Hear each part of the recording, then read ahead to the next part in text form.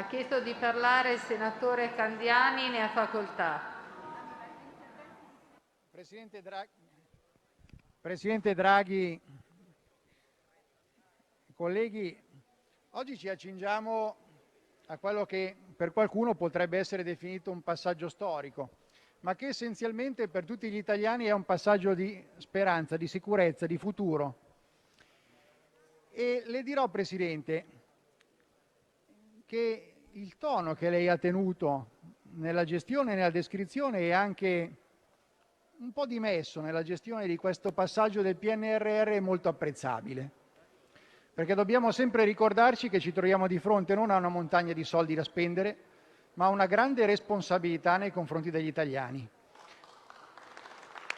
E questa responsabilità ha bisogno di essere accompagnata da un approccio franco e pragmatico, convinto e determinato, umile ma autorevole. Questo è fondamentale affinché i risultati poi ne siano conseguenti. Il sistema Italia, e lo sappiamo bene, non era già ben messo prima del Covid. E allora dobbiamo porci delle domande. Perché siamo rimasti indietro? Che cosa non ha funzionato? Quali regole non hanno funzionato? E quali soluzioni occorrono? Negli anni passati abbiamo assistito, Presidente Draghi, spesso e volentieri a dibattiti quasi filosofici sulle riforme, che poi non sono approdati a nessun risultato. Spesso e volentieri andando a discutere più sull'elenco dei problemi che sul perché i problemi si sono generati. E allora noi dobbiamo essere consapevoli che nel dramma di questa circostanza noi oggi abbiamo una responsabilità e un'opportunità unica, che è quella di riformare il Paese e di dare una prospettiva di sviluppo e di crescita alla prossima generazione. Una crescita che deve essere finanziata. E badiamo bene che questo finanziamento e queste risorse che noi oggi ci accingiamo a spendere debbono essere poi restituite. E questo significa grande responsabilità. E ricordiamoci che non c'è libertà se non nel lavoro. Con queste risorse dobbiamo creare lavoro per gli italiani, crescita e sviluppo. Allora avremo dato alla prossima generazione non debiti da pagare, ma la certezza che con il nostro lavoro di oggi garantiremo loro il benessere futuro, come abbiamo ricevuto dalle precedenti generazioni. E quindi, Presidente Draghi, queste circostanze ci richiamano al nostro dovere di sacrificio e di impegno per il futuro e per la prossima generazione. Bisogna però essere molto chiari. Non ci sarà un'altra occasione per riformare il Paese, per riscrivere le regole, per recuperare le distanze interne all'Italia che negli anni di sprechi non hanno saputo colmarsi. È il momento per togliere lacci e lacciuoli, ce lo siamo detti troppe volte. Questo è il momento per farlo. Non ci sono scuse per giustificare il mantenimento dello status quo. Se ci sono regole che vanno cambiate, vanno cambiate. Ma bisogna essere molto attenti e stare molto attenti come lo saremo noi e chiediamo anche a lei di esserlo, Presidente, perché le riforme non finiscano nelle mani di quegli apparati autoreferenziali che negli anni hanno spacciato per riforme la propria autoconservazione, producendo un corpo normativo troppo spesso asfissiante e soffocante per l'intero Paese. Qualche settimana fa nelle audizioni, sono state più di 300, Presidente, quelle che abbiamo tenuto come Commissione 14ª, c'era una in particolare che voglio ricordare, che era quella col professor Sabino Cassese. Mi sono ritrovato per l'ennesima volta d'accordo e lui si è ritrovato d'accordo con le posizioni che esprimevo. Occorre addirittura una legislazione negativa in Italia per alleggerire il corpo normativo, laddove lo stesso è diventato non più una garanzia, come dovrebbe essere la burocrazia di rispetto di regole, ma un meccanismo che asfissia e non lascia sviluppare l'economia. Su questo deve agire in maniera determinata. Noi siamo al governo per essere determinati in queste riforme e questo ovviamente ci aspettiamo. Bisogna andare a rivedere delle regole, magari quelle dell'autorizzazione preventiva, andiamole a rivedere. Bisogna rivedere le regole autorizzatorie, andiamole a rivedere. Non ci possono essere zone franche e non ci possono essere tabù quando si parla di riforme. Bene, Presidente, da qui occorre ripartire. Ancora prima che parlare della quantità di risorse a disposizione. Ecco, su questo mi permetto una considerazione che rivolgo al Parlamento. In troppi interventi si è sentito parlare della quantità di risorse a disposizione e non del modo con cui le stesse debbono essere spese, delle regole che devono stare alla base della spesa.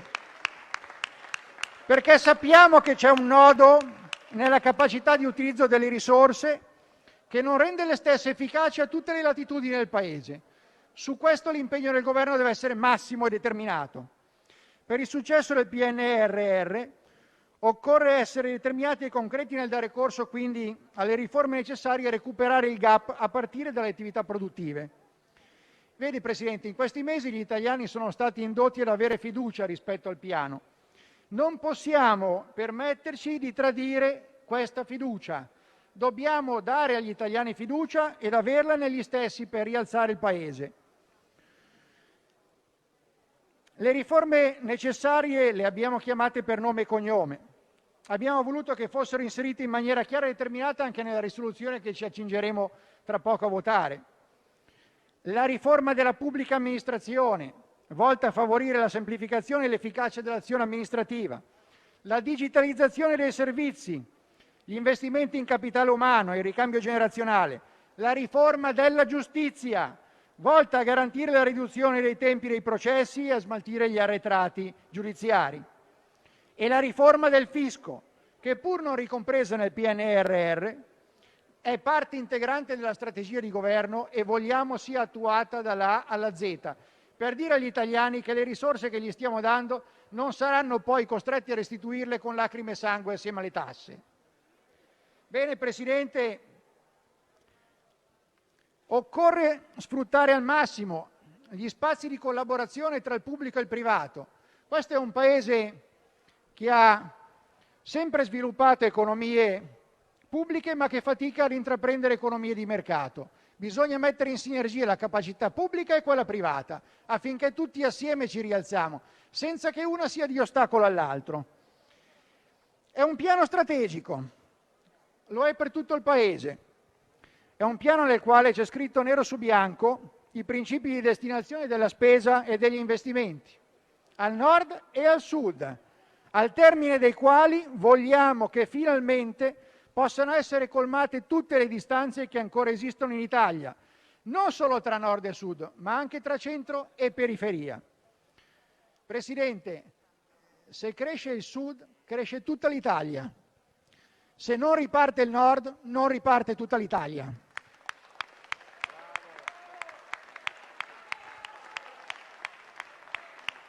E allora per ottenere questo occorre il nostro massimo impegno, e lo ribadisco ancora. Occorre rompere le incrostazioni burocratiche e spazzare via i reiterati esempi di incapacità di spesa, che negli anni ci hanno regalato un infelice primato, quello di vedere l'Italia nella classifica dei paesi che non hanno saputo spendere i fondi europei assegnati. E poi occorre controllo in maniera seria, senza che il controllo sia asfissiante, ma senza che possa in qualsiasi modo fallire questo piano e gli obiettivi che ci siamo prefissi. E parafrasando quello che Cavour ebbe a affermare rispetto alla Corte dei Conti quando fu costituita, vogliamo, Presidente, un'azione di controllo e di monitoraggio forte e indipendente del piano, che garantisca il Parlamento e gli italiani rispetto al successo e all'azione degli investimenti messi in campo in maniera determinata.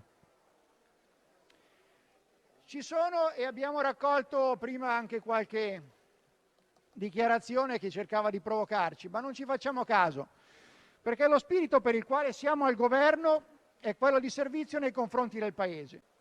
Se qualcuno pensa di poterci provocare in questo senso, gli diciamo in maniera simpatica: state sereni, al governo ci siamo e ci restiamo per l'interesse degli italiani, non ci interessa altro.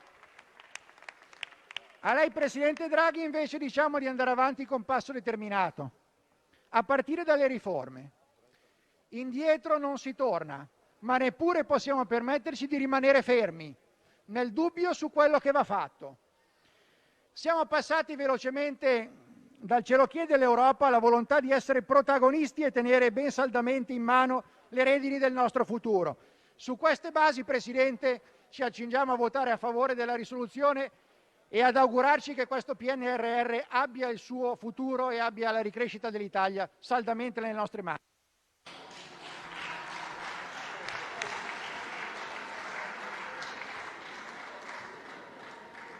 Ha chiesto di parlare il senatore Licheri, ne ha facoltà.